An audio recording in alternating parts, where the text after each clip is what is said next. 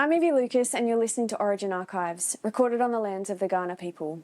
I acknowledge the Aboriginal and Torres Strait Islander peoples as the first Australians and traditional custodians of the lands where we research our ancestral lineage. Origin Archives is a place to keep a record of our lives, uncover our histories, tell our stories and unfold our futures. It's a recorded time capsule of our reality as we experience it and share any valuable information that we can to help others along their journey. The podcast discusses personal views and lived experiences of donor-conceived people and those seeking genealogical answers. At times it may include adult themes. Listener discretion is advised. It's unknown to this day, but with estimates of upwards of 60 to 90,000 donor-conceived Australians being created since the 1940s, it seems that majority of us still don't even know we're donor-conceived. Origin Archives are resources for donor-conceived Australians and a record of donor-conceived people searching for genetic identity, truth and transparency in an ever-expanding for-profit industry.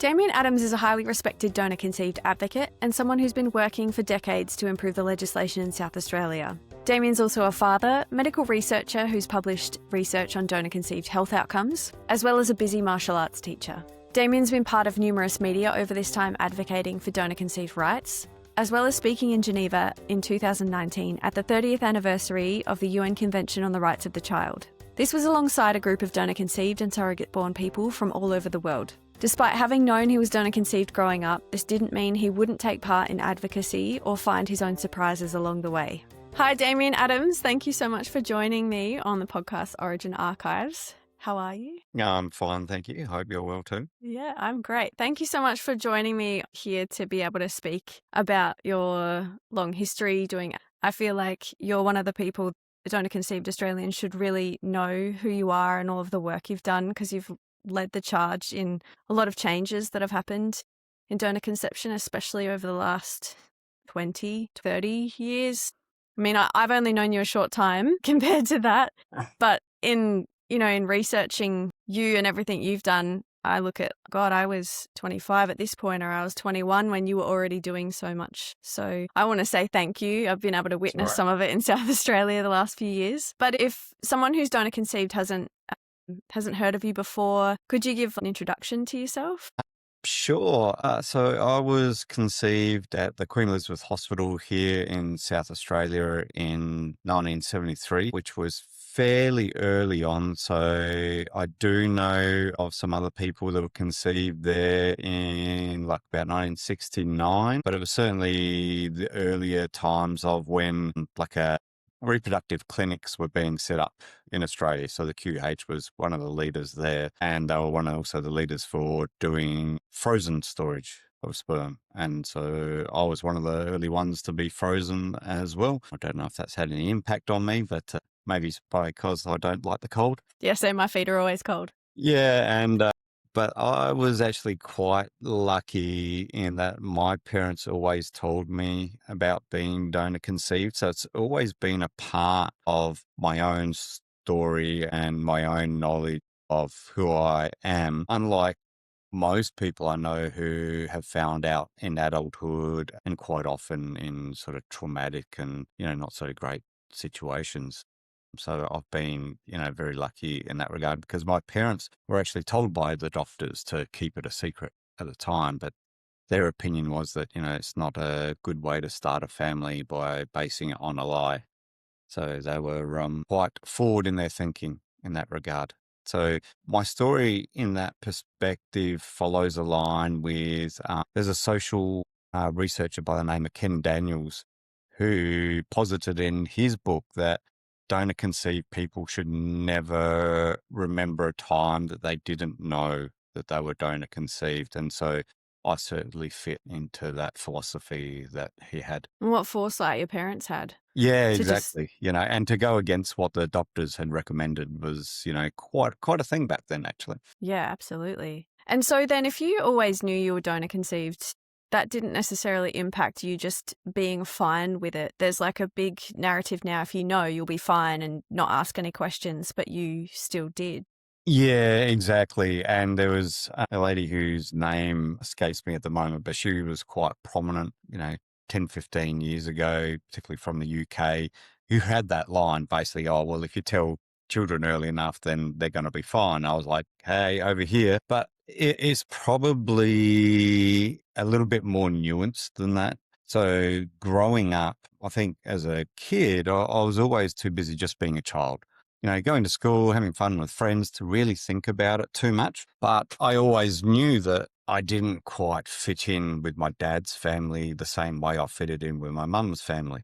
Well, I still loved them just as much as my mum's family, but there wasn't that connection. It wasn't the same. Like, there was no what we call the mirroring. So like, the looks and the behaviors, they were completely different people to me. So, I always felt like fish out of water, somebody, a bit of an interloper in that family, even though they loved me and treated me well, but yeah, just never seemed to fit. And so growing up, there was that. I did have my dad passed away when I was 10. So that obviously, affected I think any child that loses a parent is going to be adversely affected. But in my teenage years, when we're trying to form our identity, I did struggle a lot there because I did have a little bit of a mirror in my mother, but there was all these features and behaviors that just didn't fit in as well. So there was like a missing part on myself. So I likened to it of, I'd look in the mirror and, I would only recognize half of my face or, half of who I am.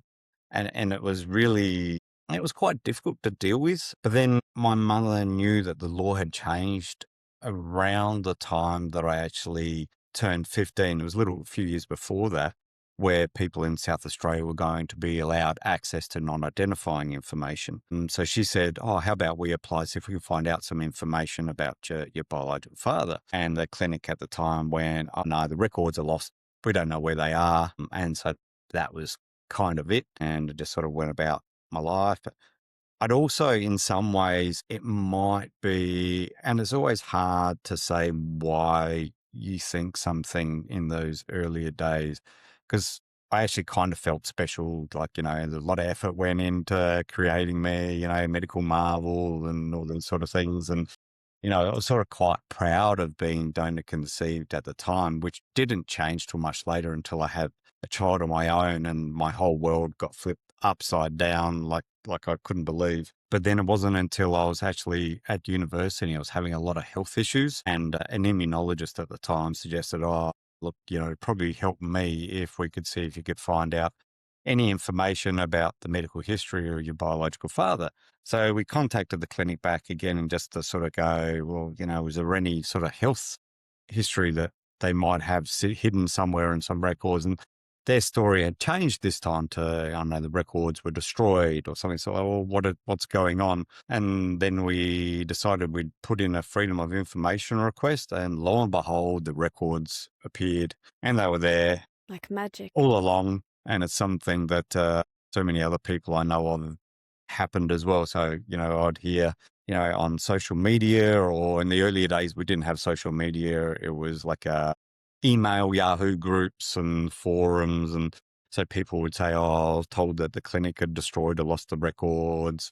And quite often it was, they were destroyed by fire or flood. And I can't believe how many clinics had fires or floods back in the day. I don't think they would have been able to get insurance, but they were just furfies. They didn't really have fires or floods. It was just a way to try and fob off the person asking questions. And so I'd always tell them to also submit a Freedom of Information request. And lo and behold, the records would have miraculously appear. But the problem there was that they just didn't have the records or a way of matching my records or my mother's records, actually, as they were, to his records to be able to say, well, this is your biological father. But I think the one thing that was sort of kind of also frustrating for me at the time was when you look at the legislation, it said that the clinics could release information about my biological father to me if my biological father gave consent. right. But they would never approach him or reach out to any donors at the time and ask if they would be willing to consent to this, because they just went with the original notion that the guy donated under conditions of anonymity, and that was it. So they didn't even bother to go, hey, has there been a change in your own mind? But not only that, they didn't think about that. What we do know from a lot of other donors as well is that some of them may have been open to donating openly, but they never had the option. They were only allowed to be anonymous. And many also, we see through the research that many changed their views over time to becoming more open, less particularly after they've had children of their own, and then they start to understand that connection and what it might mean for the child to have that connection with them, to be able to know who they are.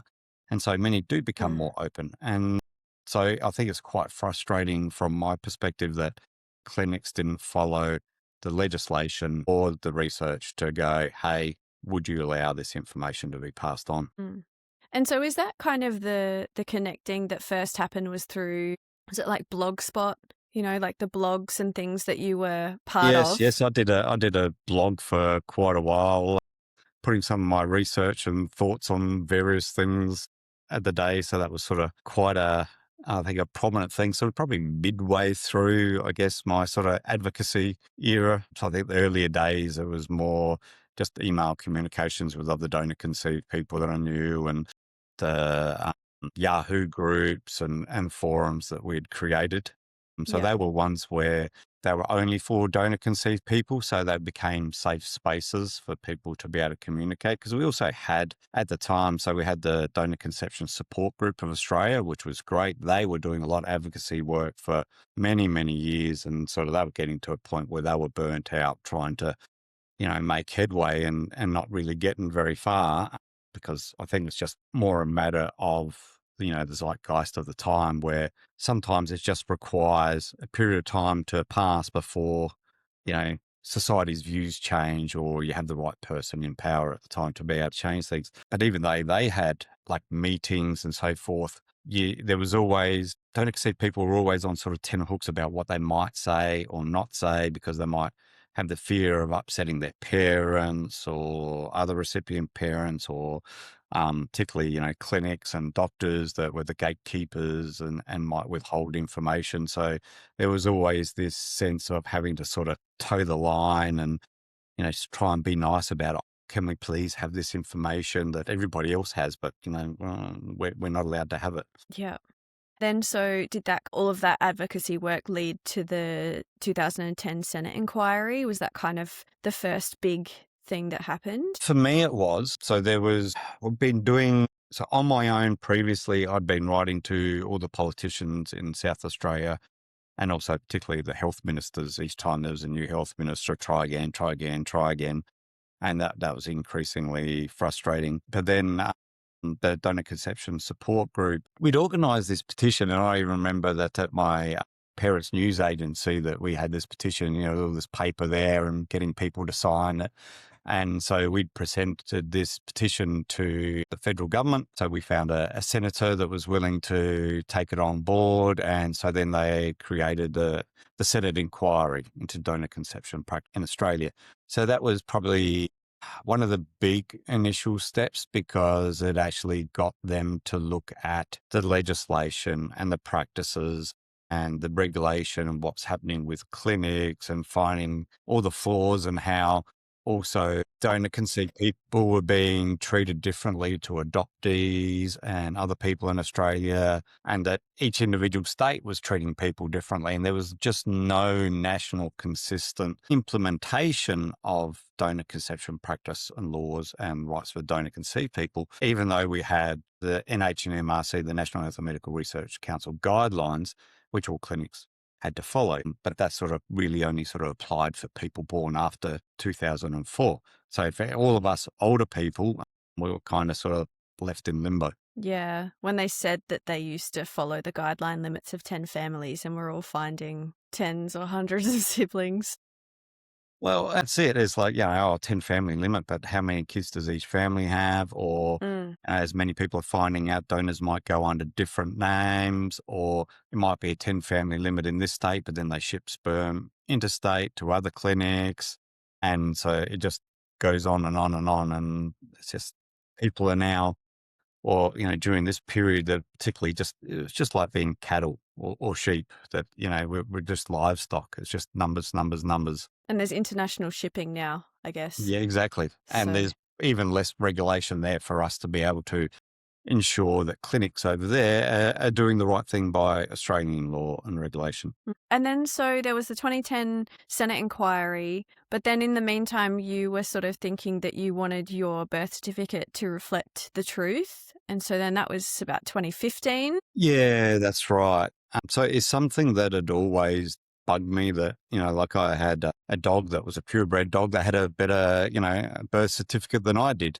And, it's just, and even, I just mentioned livestock before. You have better records of livestock breeding than what it is for donor conceived people. And one of the things that I found really galling about that is that it sort of hides the truth, and it's a way for parents or the government to deceive donor conceived people. And it's something that I think if we talk about, it's the quote about tangled webs, and I can't remember who it's from. It basically goes along the lines of, if first we set out to deceive, then what a tangled web we weave, or it goes something along those lines. And that was the basic concept of donor conception, was to basically hide it.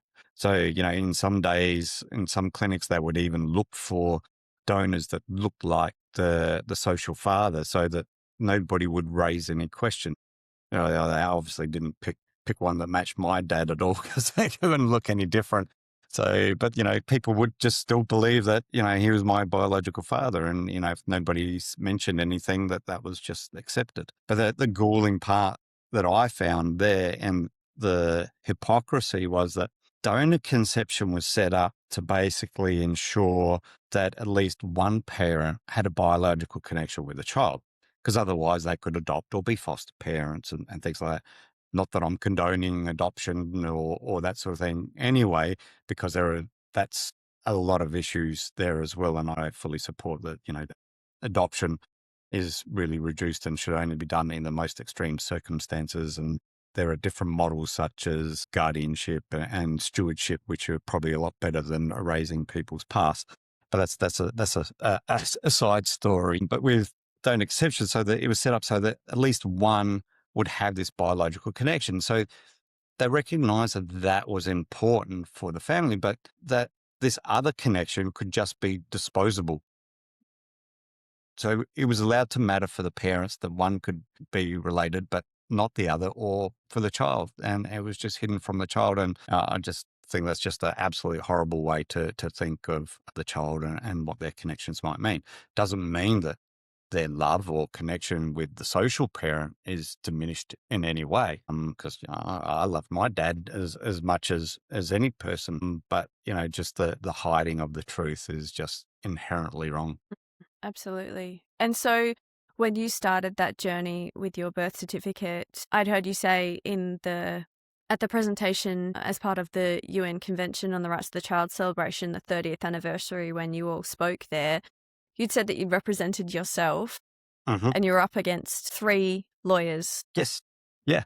Yeah. So the Attorney General's office. So here in South Australia, for anybody who wanted to change their birth certificate, you'd have to go down to the birth, deaths and marriages office, and you get a form. And then you'd basically have to fill out an affidavit and go, statutory declaration and say, this is why I need my birth certificate changed and the reasons for it. But to be able to have mine implemented, it would mean I had to go and appear before a magistrate. So I had to go present my evidence to the magistrate to say, hey, these are the reasons why it's wrong on my birth certificate. And what I was seeking at the time, because I didn't know who my biological father was, I just wanted my social dad's name removed from it, because at this point in time, I had no inkling that I would actually ever be able to find my biological father. I'd been searching for 20 odd years. I wasn't making any headway in that space. And so it was almost basically, oh, well, okay, it's gone. I'm not going to get there. So, but what I wanted for future generations from like my children and grandchildren, that if any of them were ever doing genealogy, that they didn't go, we're related to all these Adamses, because they're not related to these people. It would be, going down the wrong path. So I thought it would be better to just actually have the truth that we don't know who my biological father was. So I just wanted to have the name removed. And I had my mother's support. I even had my dad's family support. So they understood the reasons why I was doing it. And I had all the evidence to show that he wasn't my biological father. So it was the treatment record showing he was infertile, different blood groups. And also, so it was, it was physically impossible for him to ever be my father. But the Attorney General's office challenged me in court. So they sent their lawyers in to go against me in court. And so we went through, I think, about 3 appearances before the magistrate. So it was like backwards and forwards, backwards and forwards. And I was actually kind of lucky that I had a very dear friend who is an adoptee who had been through a lot of advocacy in her life, and her husband was a lawyer who's retired. So he gave me a little bit of advice. So we were able to construct a nice legal argument there. And so by the time we got to the 3rd hearing with the magistrate, and the magistrate was very understanding, she was just like, well, if I can do this, I would do it. But it ended up being that the legislation at the time would not allow it. Just she did not have the power to change it, because in South Australian legislation, that when you have a donor conceived person, the social dad who's listed on the birth certificate, their position on it is non-rebuttable.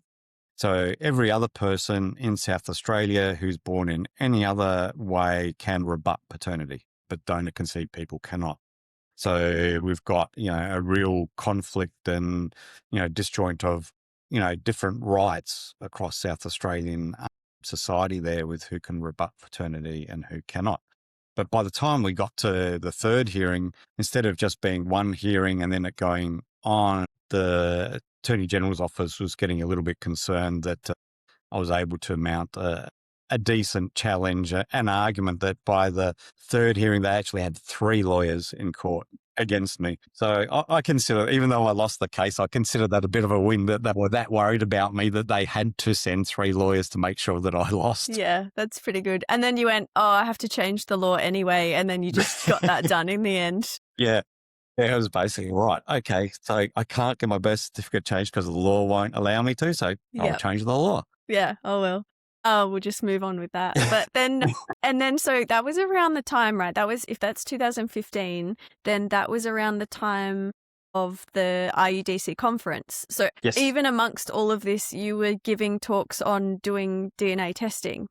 Yes. And that was the one that made me decide to do a DNA test. And you'd been doing work with all of this, all of the MPs as well, because Tony Piccolo had flown over from South Australia to Melbourne to be in that room that day as well. Like, you had really strong relationships with MPs by that stage as well. And it's one of these things, and it's, to be honest, it's only like some MPs. So like we found early on, and particularly through like the federal Senate inquiry, but also the Victorian inquiry that ended up having their legislation changed to create Narelle's Law, who was a very dear friend of mine, that we identified that you really needed to find and work out who could be your champion, basically somebody in Parliament who's willing to take up the cause and the fight for you. So even actually before that, I managed to get some legislation changed here in South Australia through the 2009 amendments that ended up becoming 2010 legislation.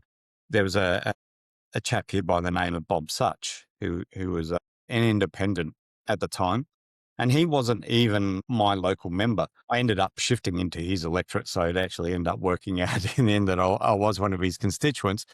But he just believed in that this was the right thing to do, so he managed to get the legislation changed such that it allowed in the law that the health minister here in South Australia may keep a donor conception register.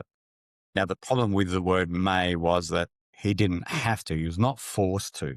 So all the health ministers for the next, how many were we talking about, another 14 years, chose not to do it. But because we had that statement in there, all we needed to do was change the word may to must, which we did get done in that 2024 on my 50th birthday, which was a pretty good birthday present. But so that was sort of like So it took 14, if you maybe include the years before just to get that 2010 legislation done, there's probably another, 5, 6 years there. So it's almost like 20 years just to get, this one phrase changed or put into the legislation, then this one word changed to be able to allow a register to be created. So You would find back then that there would be MPs that would take up the cause and then they'd be gone after certain elections still. yeah, and that happened. And the sad thing here in South Australia was that Bob Such passed away, and so he couldn't continue the fight on our behalf. But then, luckily,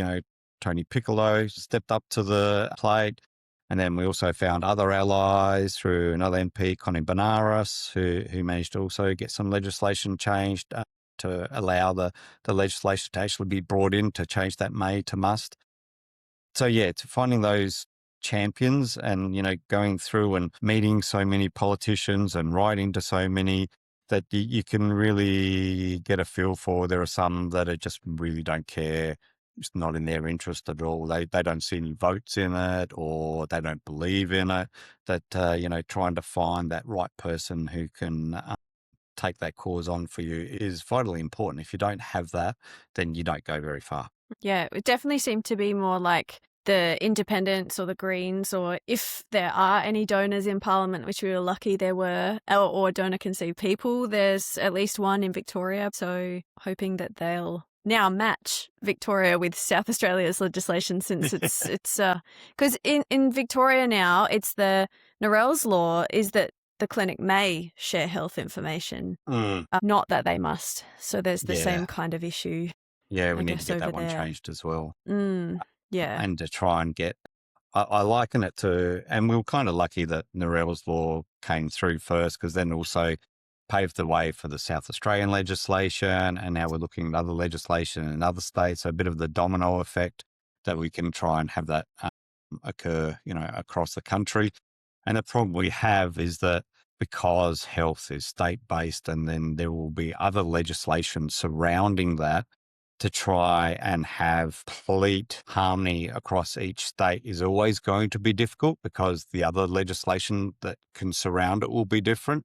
So, in an ideal world, it would be that, there would be federal legislation, but we can't get that at the moment. There's still a lot of letter writing to do. So if Yes. anyone wants to write to their MP, it's a lot of free time used doing that for me lately too, especially because I'm trying to use Narelle's law personally as well. And I guess, so, even going back to the IEDC conference and Tony Piccolo coming over, you were part of a group of other South Australians that came over for the conference. Was there many of you? Because, I only know you and one other that were there, because the other one was my sister that you did know before me. Yeah. So I know at least two of you came over, and she'd already done DNA and you'd already done DNA by that point. Mm-hmm. And you were advocating for others to potentially take the plunge and do DNA. What was your impression of, if you remember the room that day, of people who were considering it? Do you think they were going to?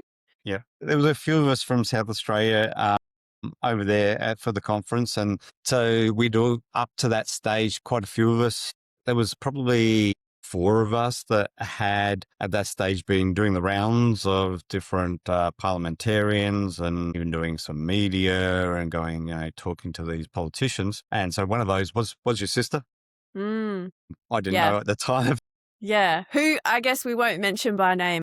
No, I'm the non-private one, but she definitely is the private one. But yeah, I guess I had questions for you specifically because, you'd known her in a capacity where we hadn't connected yet. Do you think now you'd seen any similarities or anything you can notice much? Or is it a bit hidden because we're half siblings? Yeah, I think it's always difficult that, I was never sort of like scouring the room to go, oh, could you be related to this person? Yeah. You think back and go, yeah, well, obviously there could have been people there that were half siblings, but it wasn't something that I was sort of focused on at the time. But you're asking about sort of, the feeling in the room and discussion of the DNA and it was a real, I think, a pivotal moment here in Australia. It was absolutely massive effort by the organising people to get that conference up and going. So Lauren Burns did absolutely brilliant job bringing so many people together. It was fantastic. And it allowed, I think, us to galvanize ourselves together as a group a little bit better. And it made people be able to connect with others when they hadn't had that interpersonal connection. And we even had people come over from New Zealand, which was absolutely fantastic. And so I think the feeling in the room, so there was a lot of shared stories where there was a lot of emotion ongoing, and there was even presentations by academics and lawyers and, all sorts of others other than just donor conceived people. But I think by the end of the day, I think there was a real, not only a sense of achievement, but the horizon looked brighter, that we felt like we could achieve more, and that, it was just a matter of us all working together and getting there. And I think that's something that we've done really well in Australia, to be able to just sort of work together, but still keep everybody's individualism, so that, we always supported, like people would reach out and go, hey, I want to do this, anybody got any suggestions? Everybody would do that, but nobody was ever told, no, you can't do this, you shouldn't say this. It was like, go for it. So, if anybody wanted to do anything, that's your story. That's your honest truth. Like, nobody should ever be told, don't say this or don't say that because it might upset such and such person or group or clinics or parliamentarians. It's vitally important that people's authenticity comes forward. Because if you're not authentic when you're doing advocacy, it shows, and then people won't connect with you and your story, and then nothing will happen. I think too, we've been blocked from our own story from the beginning, and that's the whole point of this, is that we haven't been allowed to have our own story. So we probably wouldn't tell someone else you can't talk about your own story, because it goes directly against the beginning point. And so did you get the impression then that more people were going to be taking DNA tests, or? Yeah, absolutely. I did have lots of people speak to me after my presentation saying that they were now going to do testing. And, we saw online in our social media groups where people were then just sort of, taking the test going, hey, guess what? I found a sibling.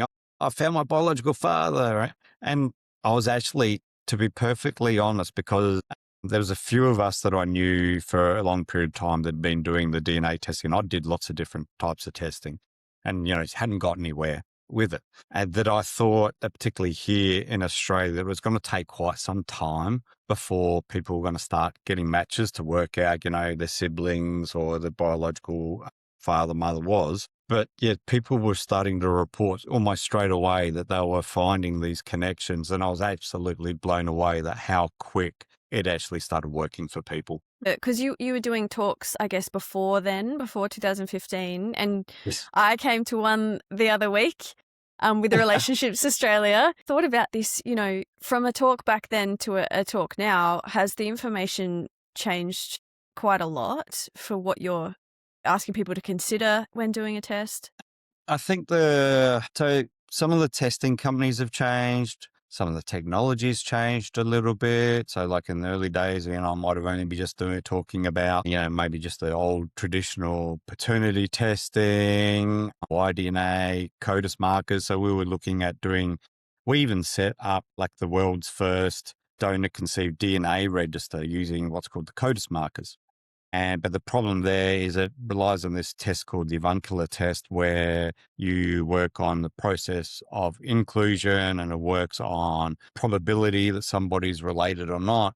And you end up with too many false positives and false negatives. So we'd already had a database, I can't remember, it might have been about 30 donor conceived people that submitted their DNA to us, their results. And we were already finding these, false positive results there. And we just went, whoa, this is not working. We can't rely on this technology. And we just really worked out early on that we had to go down this autosomal testing that companies like, Ancestry and Family Tree and 23andMe and these ones were starting to really sort of push a lot more, that was the way forward, that, you wouldn't end up for these close relationships, these mismatches, false positives, false negatives. So yeah, it has changed over the years. So that part of the technology has changed. The actual ability to find people, or some of the other things such as your ancestral regions. The companies always update that based on their own databases and working out new algorithms. So some of that has changed, but it still sort of broadly shows similar things to what it did in the past, but it's just hopefully being a bit more refined. I guess probably one of the other things that people were looking at was, health information. Ever since we had the autosomal testing, we could then potentially link that with some research that's been done for various markers. So that's been around for a while, but the amount of information you can get now from your results is just so much more massive than it was when I first did it. And I think the other ones that people are probably more cognizant of now is the privacy, and also whether who owns the information, concerns about whether people could be denied insurance based on those results. So that's become probably a lot more at people's front of mind, in the last sort of 10 years or so. And even this year, only a few weeks ago, there's been legislation changes around that, or in Yeah, Australia. back in April, Mm. the federal government, passed legislation to sort of ban insurance companies using adverse genetic findings, like particularly like the BRCA gene, to, deny people, life insurance and these sort of things. But how it might play out in regards to some of the DNA type tests that we do, which are only sort of increased or decreased risks, how that might play out is sort of really yet to be tested. And that's sort of the problem with any sort of law and legislation, and that until those sort of things get tested in courts, we're not sure how that's going to go. The whole idea is that it's supposed to protect us, but whether it does or not, that's the test.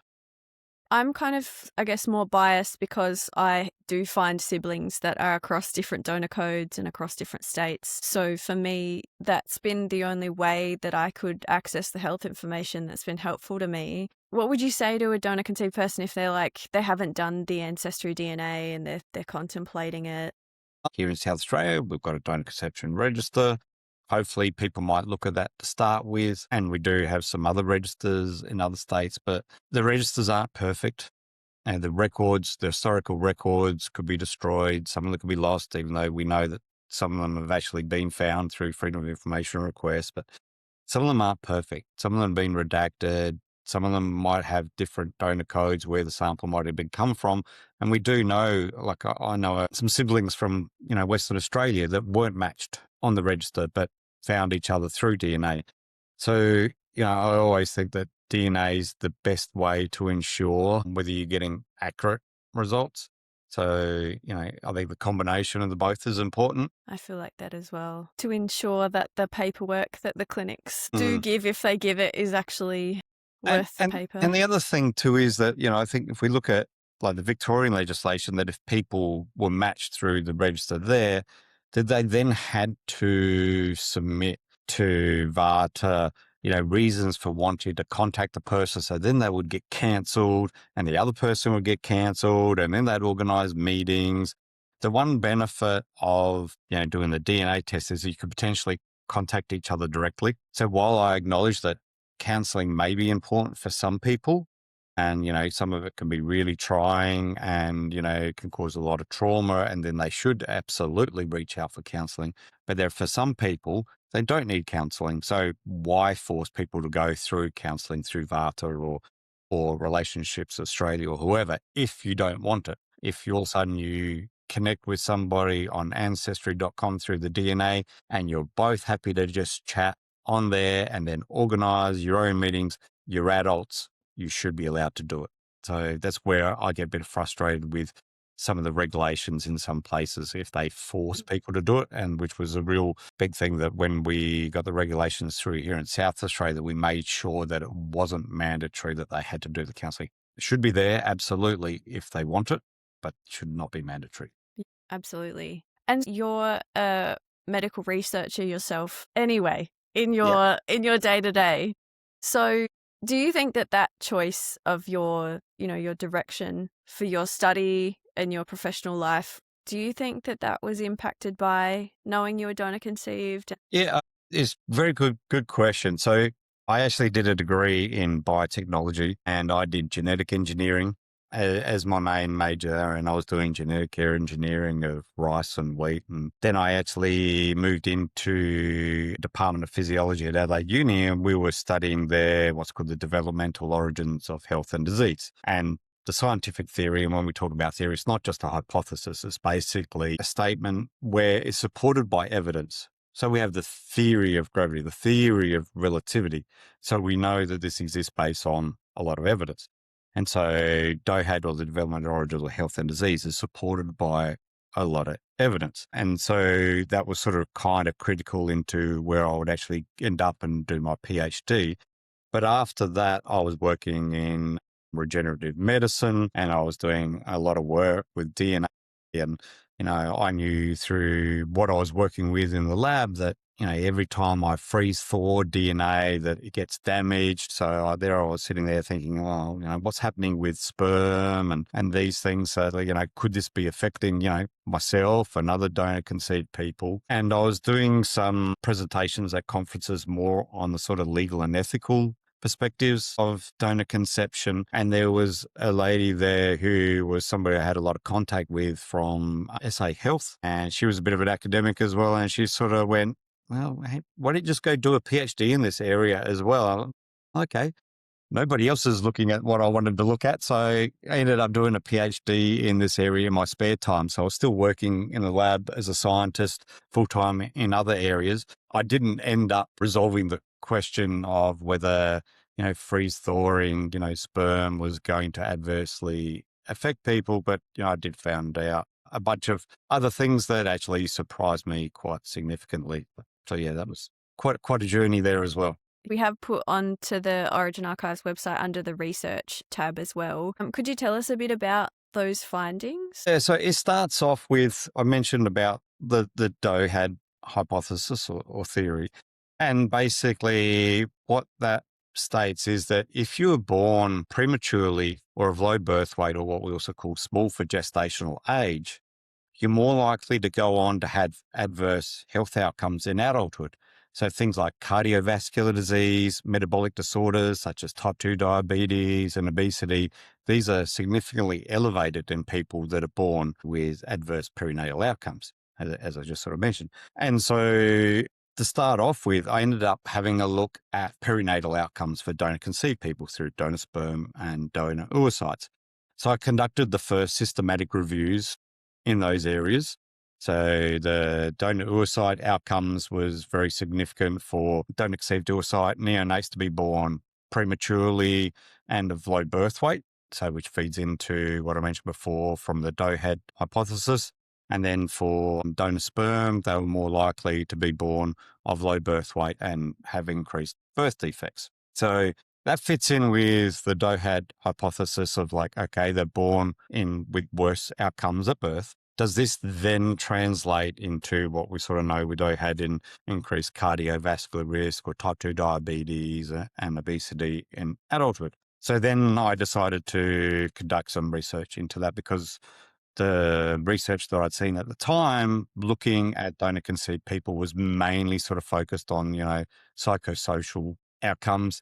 There was a little bit, but they were sort of they didn't encapsulate a lot of information for health, because it could affect a large area of outcomes. So I tried to conduct both a physical and mental health analysis of donor-conceived people from around the world, and compared that with spontaneously conceived people. I ended up looking at donor sperm, donor oocyte, and donor embryo people. But for the analysis and what I published, it was mainly donor sperm people, because the numbers were large enough, while the other ones were a little bit small. Mm.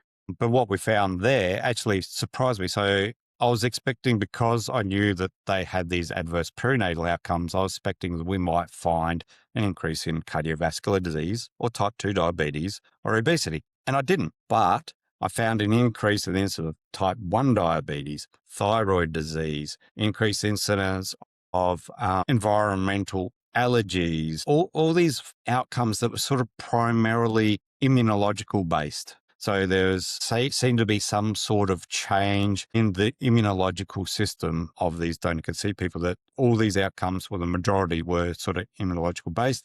And then also from a mental health aspect, there was an increased incidence of attention deficit disorder, autism, and then they're more likely to have gone seen health professionals, have problems with depression, and then also looking at validated scores such as what we call DAS-21, which is the depression, anxiety, and stress scores. Don't see people, at that present point in time were more stressed than the average person.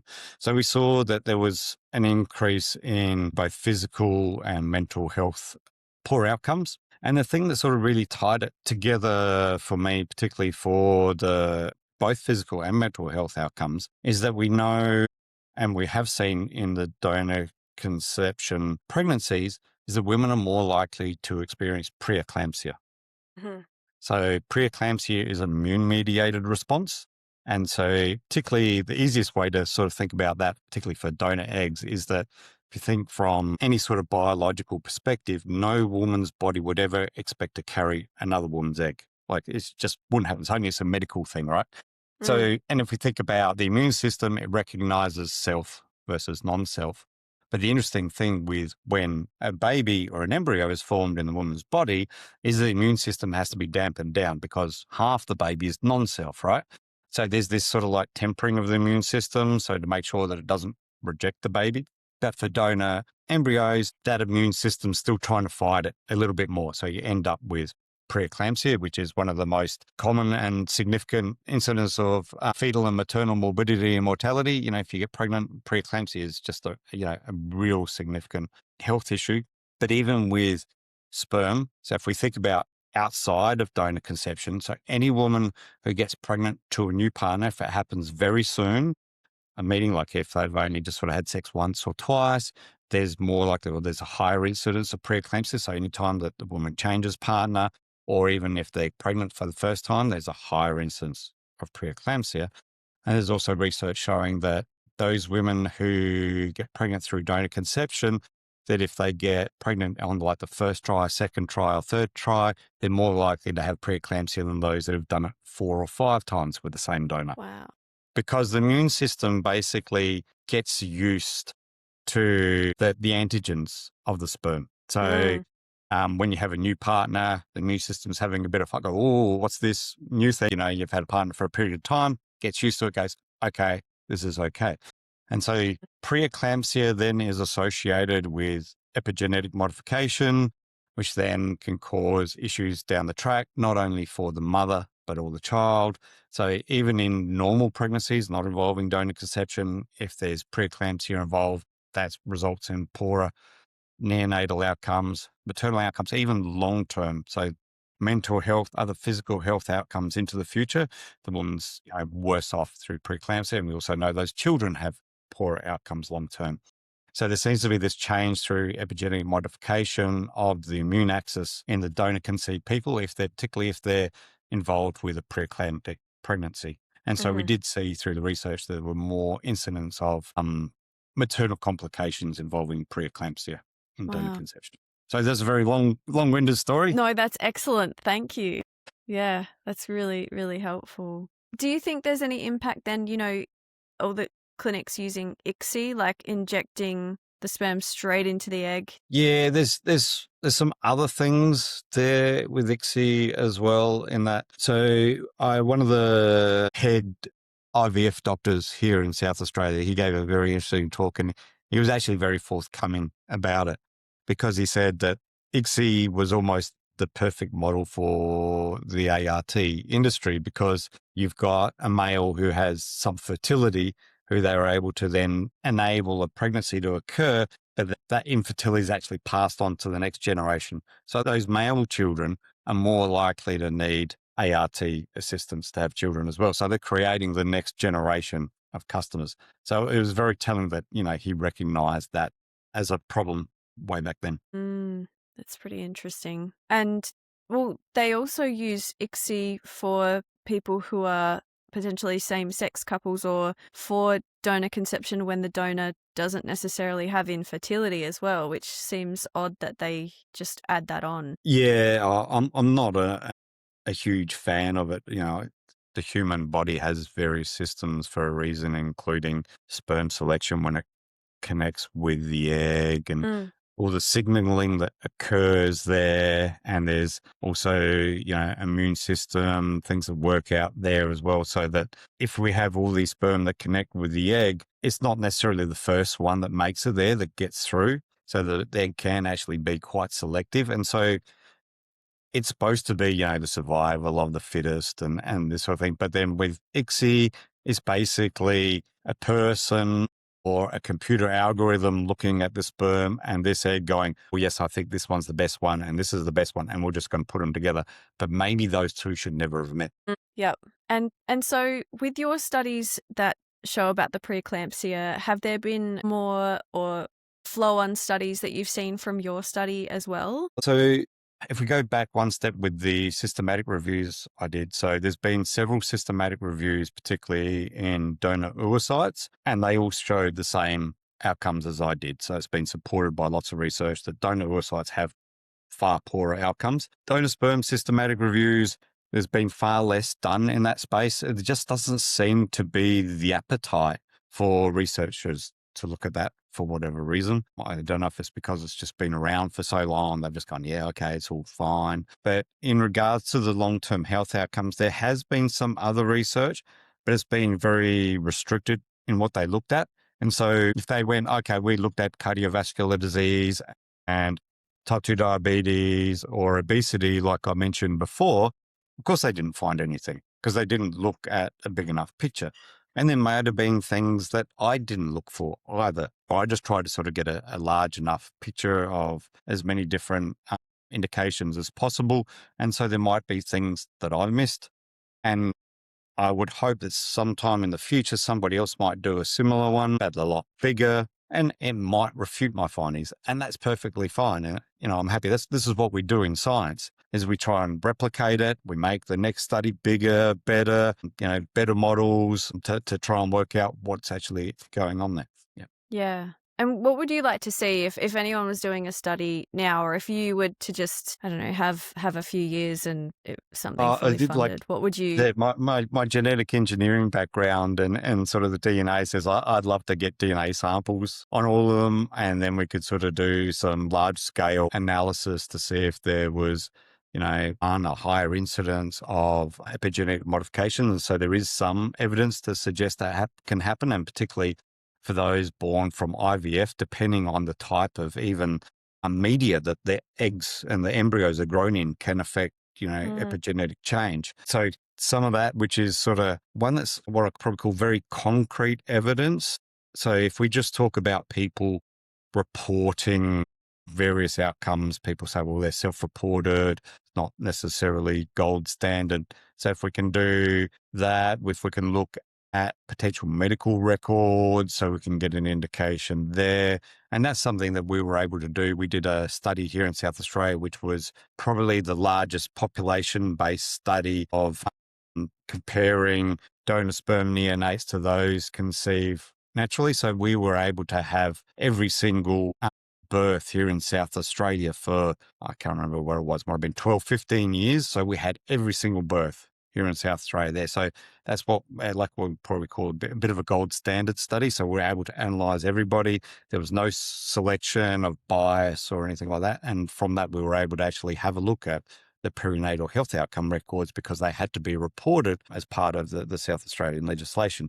So more of that sort of studies, I think are vitally important. And so amongst all of this that you're doing in the PhD, talking at the UN, we haven't even really touched that yet, having gone to the UN, just being invited to the UN, that was still while you were a PhD candidate. Yeah, right? that's correct.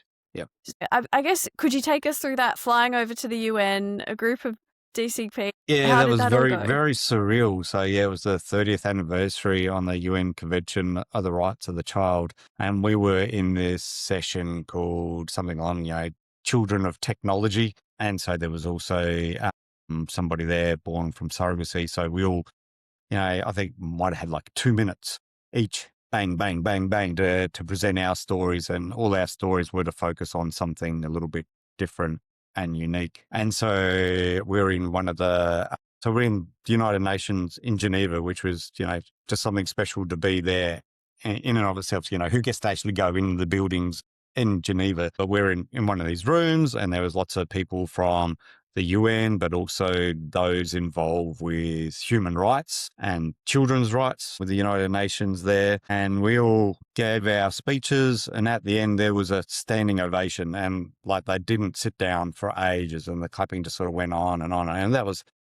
very moving, that a whole bunch of people seemed to have gotten it. But obviously later on, we also presented our recommendations for the way donor conception should be performed, so which we call the Geneva principles. But sadly, they haven't been taken up, and even people that helped us formulate them and people that even presented it to the UN. So we had a person from this group who presented it at the UN, that they've now gone their own way and doing something different. And that's really disappointing, that there's so much work that went into those, and they've now gone and basically ignored them, because they're ignoring the, nothing about us without us principle. Like, don't ever go make rules about people if you don't involve that group of people. Yeah. It's been acknowledged in other areas where connections have been severed between family members.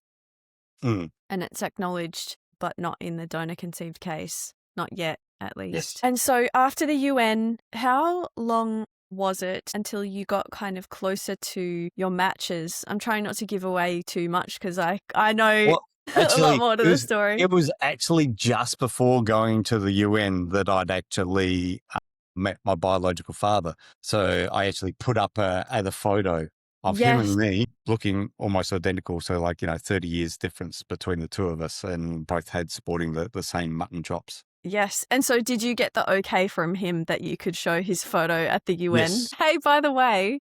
Hey, you're going to appear at the United Nations. So you had pinpointed it was through DNA, because it wasn't, there was no register at the time. Yes. And you located him. What was the reaching out process like, and his reaction? It was quite a saga, in that, I even had some other friends help me with my DNA and the matching and the way we create the mirror trees on Ancestry.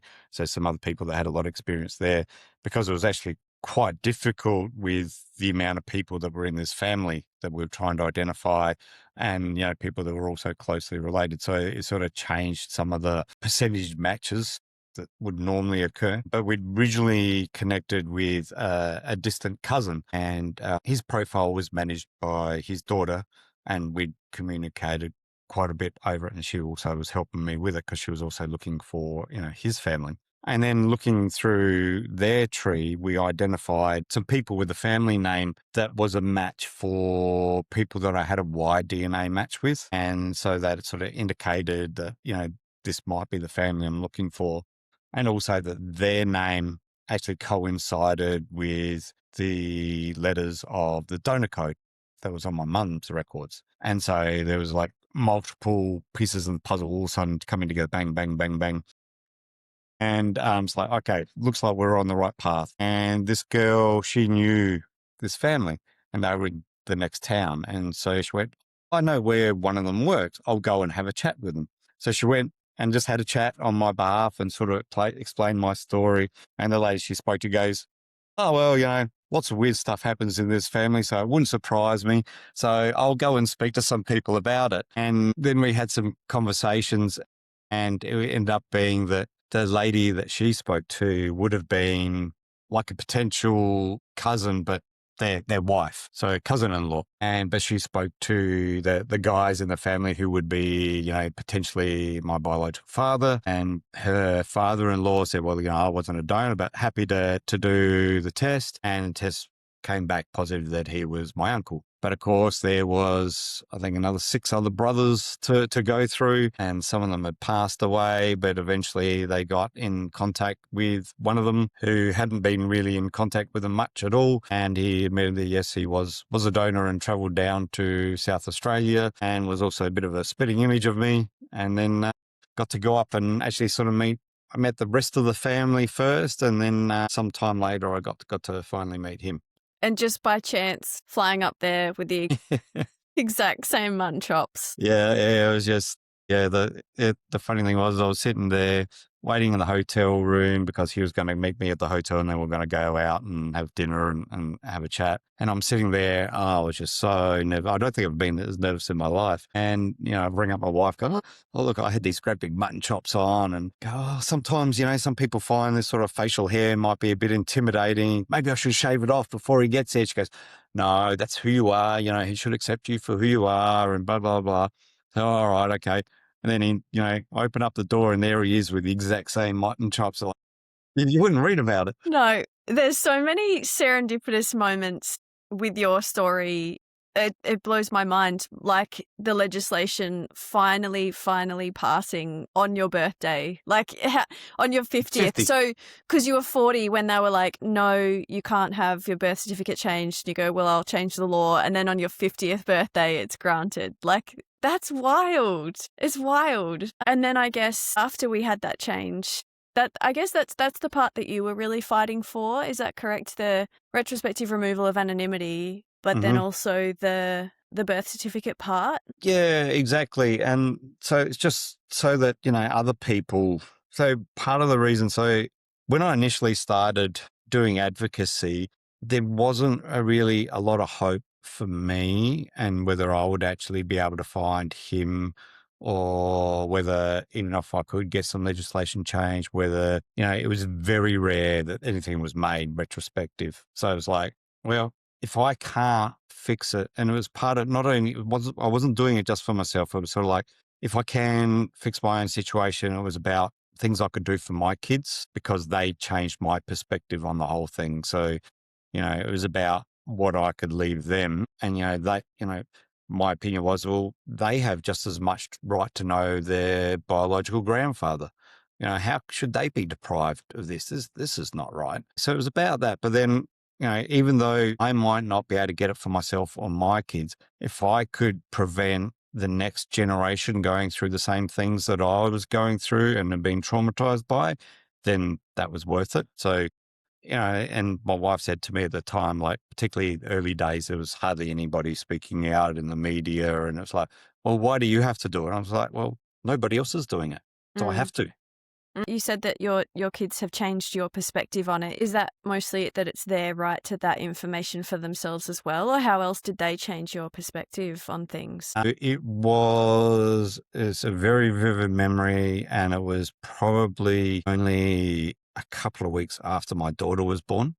And, you sit like any new parent, you're sitting there holding your baby and just, so proud and, love just flowing out everywhere and just like, oh, what a great moment. And I don't know how this just popped up into my head, but I was just sitting there just going, like, anything can happen to anybody one day. And, I might be killed in a car crash the next day. And, then my wife might go on and marry another guy and he might be a better dad than me. But everybody would recognize the tragedy of my daughter losing her biological father, even though she wouldn't have never known her. There's no way she's ever going to remember it.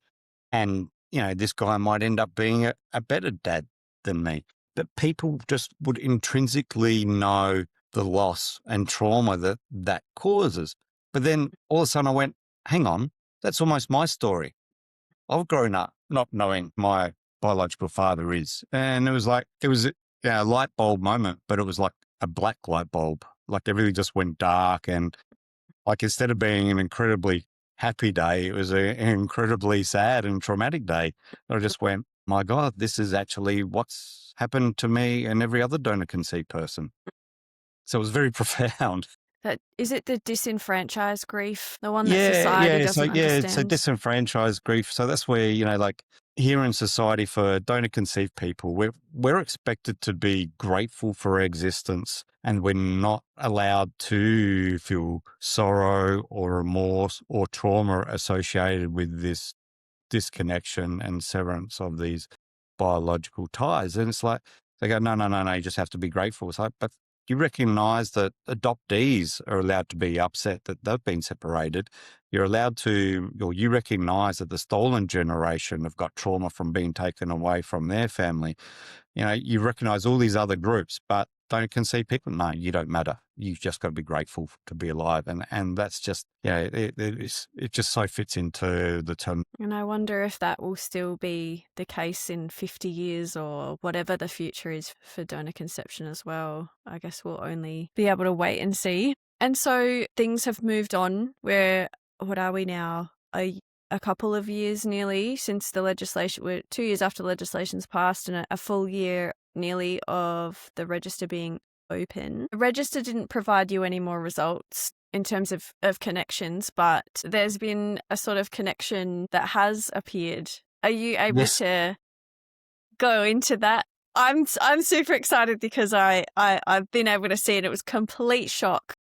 Yeah, it was more than a shock to me, I tell you. So with the DNA sites, I'd basically switched off all notifications because okay, I'll find my biological father. He mentioned that he'd come down to Adelaide and he was down here for a medical procedure, and so he'd only donated a couple of times while here. So I knew that it was at least 3 times from the records that I had access to. And so that fitted, okay, 3 times. He said a couple of times, so he maybe forgot one. So like everybody else is going to appear out of this. And then I logged on to ancestry.com because for a few weeks now that, people had been sort of talking in the groups about how the ancestral regions had changed. They'd done a recalculation of it. And I just, for a while, just thought, oh yeah, whatever. I know basically where I come from now, and it's all good. And then just one day I just went, I'll just check, see what's changed. And then just clicked on the matches and then just went, wait, what? There's this one here that's just saying half sister. What? And so this was like about 7 o'clock in the morning. I'm about to just call out my wife. Matter, get in here. Oh, what's the matter? So it did label it half sister. Yes. Wow. Yep. So they potentially are labeling the matches as not just potential first cousin. Yeah. No, it definitely came up as potential, aunt or half sister. But then you sort of look at the age and you look at the profile picture and just go, yeah, no, that's a sister. Yes. And so what's the protocol? Because you were, saying for so long that remember you saying that you felt sort of this kind of sadness that you didn't have 10 or many. Yeah. You've got maybe a nice manageable number of siblings now, but you've had this happen. So yeah, it's serious because like we with all the discussions we have online, and then also other people telling their stories and my own story, and how a lot of people talk about whether there's trauma or stress. Some people are fine with it all and great. But then, and then not only that, but also through my own research, knowing that, people are being, even if they're okay mentally and psychosocially with being donor conceived, they might have issues, both, health, physical and mental health associated with it. And so when I actually, I was doing that research, it was actually, it was quite depressing when I found all these results, because it's like, oh my God, this is all these people that I know that, they're suffering these worse outcomes.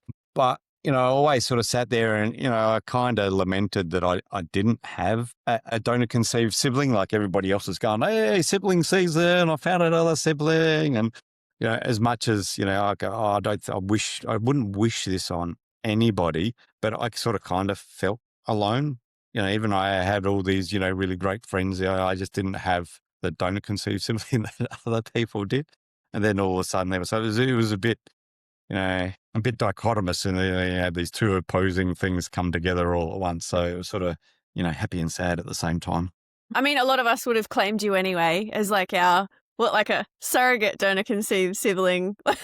Like, that's not too on the nose. Yeah. I nearly fell on the floor because of all of this. I think he'd said as well, because he'd flown down from another state and he was brought in here, then he wasn't just there all the time donating. They weren't taking a ton of samples. Exactly. So it seemed rarer. And what happened next? You hit the message button? Yeah. I hit the message button straight away, just sort of like, hey, I see we're a connection. Because the other thing too was that, her DNA had been on the site for 6 months beforehand, and she hadn't reached out. So I'm there going, oh God, maybe she doesn't know she's donor conceived, So I messaged her, and then later on that morning, I got a message back basically going, yeah, great.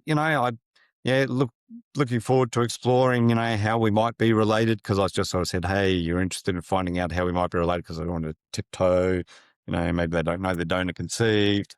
And then so she responded back, within a few hours, which was great. It's like, I didn't have to wait too long. So then I'm sitting at work. I'd seen the email or the message, and I've gone, all right, okay, no, I want to really craft something for this, and I don't want to just sort of flick something back. So I'll wait till I get home tonight, and they'll give me time to, write it out and think about it for a while, and before I hit the send button, because, I want to make sure that I'm being very careful about, because, we often talk about in the donor conceived community about how to do this properly and not upset people. And so just come in and just go, bang, hey, guess what? I'm donor conceived. You're my sister, so you're donor conceived as well, and all these sort of things. So, there was always that fear there that, if I say the wrong thing, that also they might shut down and then, delete their account, not want to contact, because I've been waiting so long to try and meet family. And so craft a letter, hit send that night, and then nothing.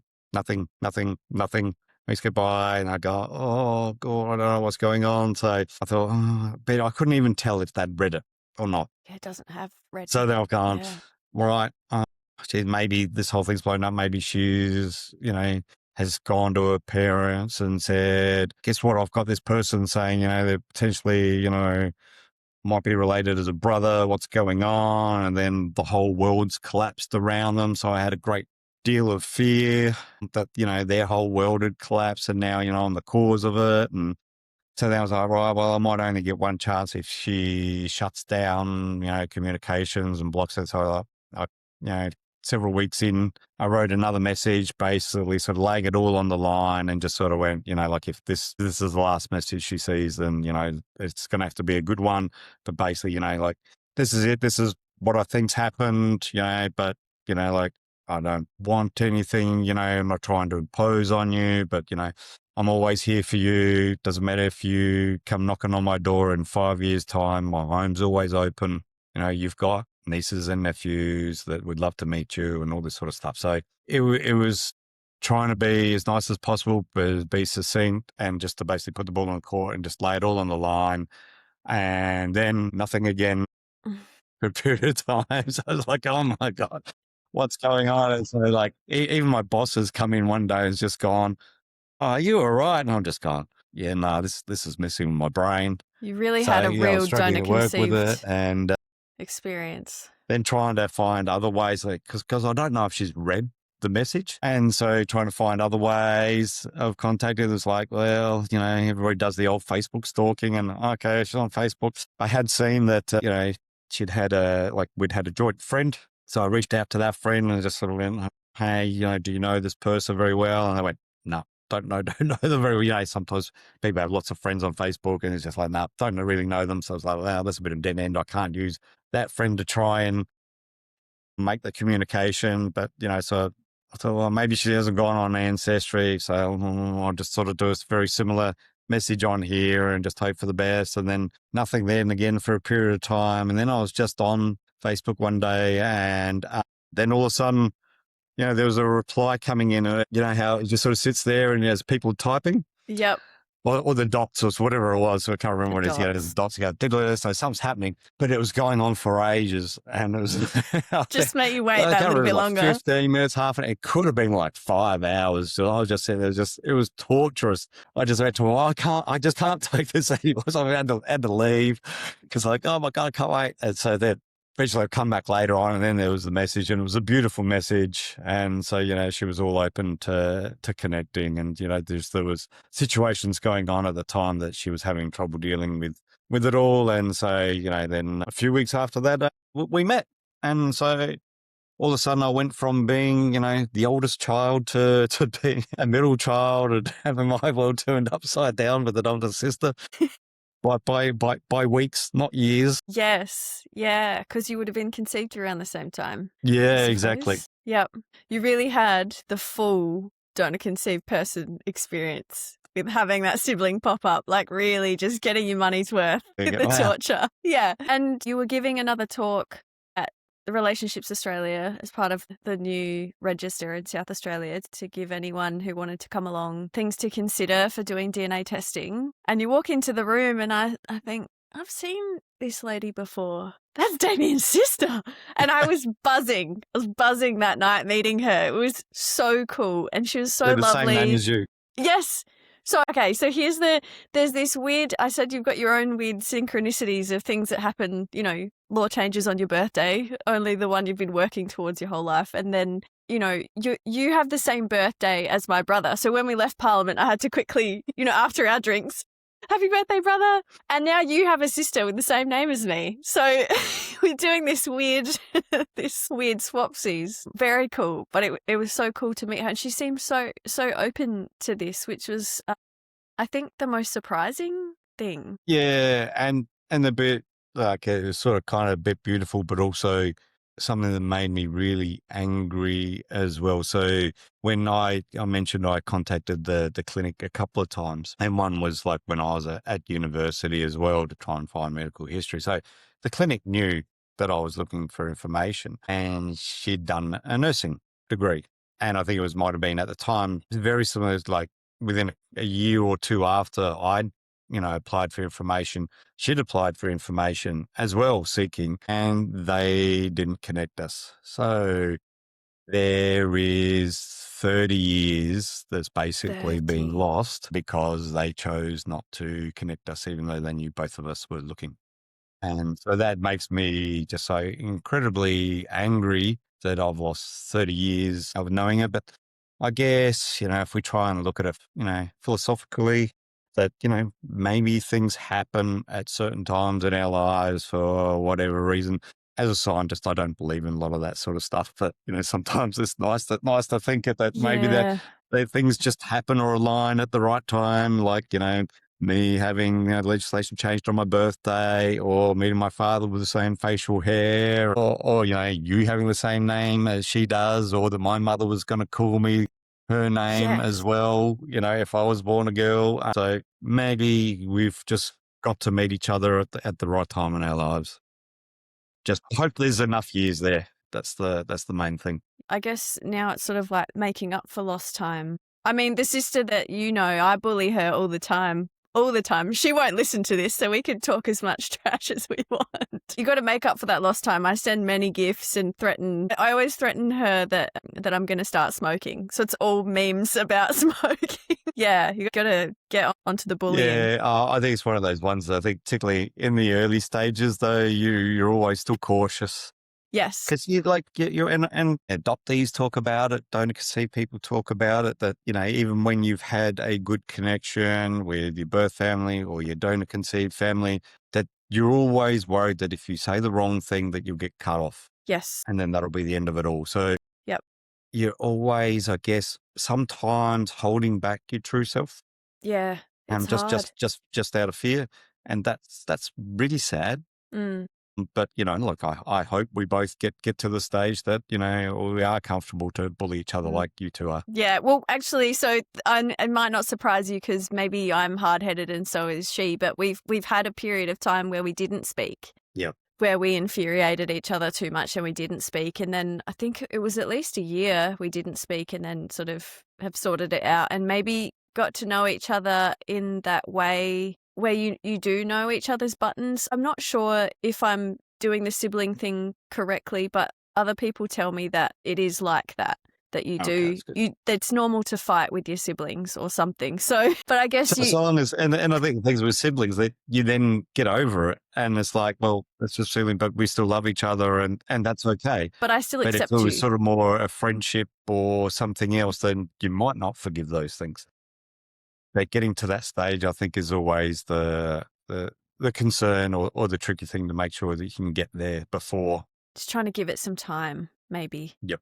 Yeah. And even just before you saying she did nursing, like you're both in the medical field. Like there's so many surprising, unsurprising things. Yeah, exactly. Yeah. And through all of this time, like if someone's listening to you and all your wisdom, I mean, even though you're maybe a baby donor conceived person with your new sibling compared to the others finding them all the time. But like, what would you say is like a really helpful, a helpful thing that just made all of this manageable? Is there anything you personally feel like has helped? Look, I think also having very supportive family and other people. So, even from my mother. My mother has always been supportive of me trying to find information all along. So she's sort of been along every step of that journey as well. And so then she would always, sort of break down crying as well. And, she's come along to Parliament. And so that's been, vitally important. My wife, has had to put up a lot with this as well, the advocacy and the media. And so, she's appeared in the media from times and, so, yeah, I think one of the ones that was really lovely to read, so she got interviewed by somebody where she sort of said, like, she could never fully understand what I'm going through, but, she understands, but doesn't understand, if that makes any sense, that like she will never fully completely understand it, but she could, sympathize and understand that it was causing me pain. And they say, so that was wonderful as well. But then, I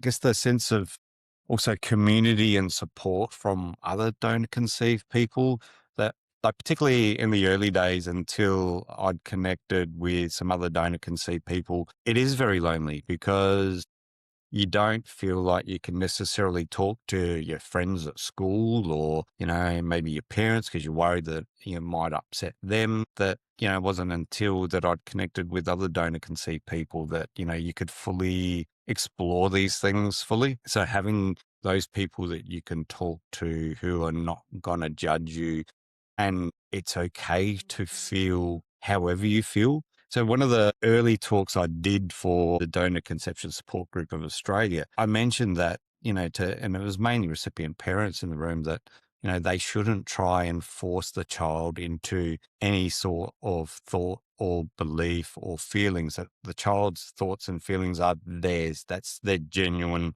thoughts and feelings. And they should not try and impose on it, because a lot of the stories whether the parents tell or even the books, the child books, they talk about the gift and how much pain and suffering the parents went through to get the child, all the trouble they went through, maybe all the money. And so you almost feel indebted that you can't express grief or pain or suffering from this. And so realizing that it's okay to feel that, and that it's okay to express it, and it's okay to talk to others about it, that I think is probably the most important thing.